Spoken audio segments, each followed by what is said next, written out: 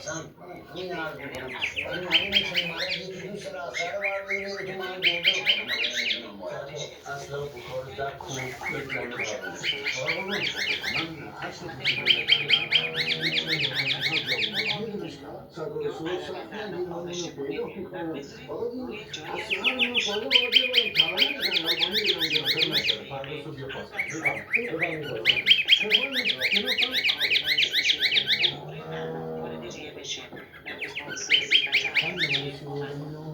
مخصوصا برای کسانی که خیلی پشت حرف زغال روش بذاریم چیکار کنیم؟ سرفه زیاد میکنن یا لیاشون ضعیف شده یا لیاشون خیلی شده یا بلغم تنفسی دارن میتونه براشون موثر باشه. من بسیار درست دادم تو بسیار درست نکردی گوشاله رو برداشتی واسه رقم موجی باسی مسواک کرد که تو گوشاله رو میری جلو خود داماد بزنی زمین اونم آراسته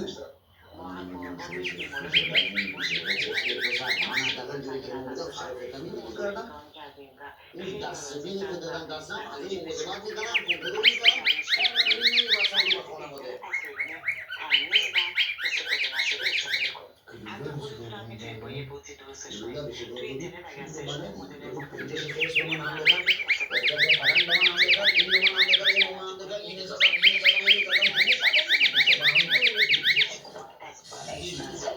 استفاده نمیشه و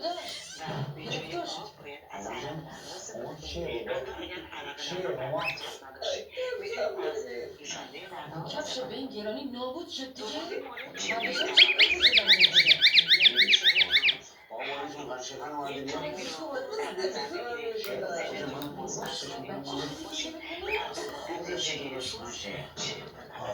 میشه شکنی بکشید میزنش هر چند ثانیه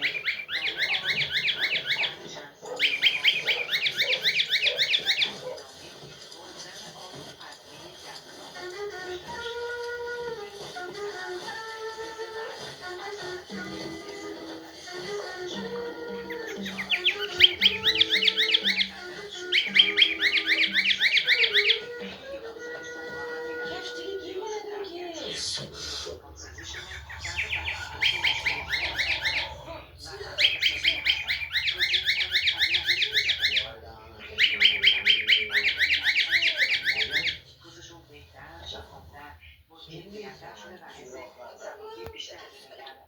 شانسی کردن من توی خود نبودم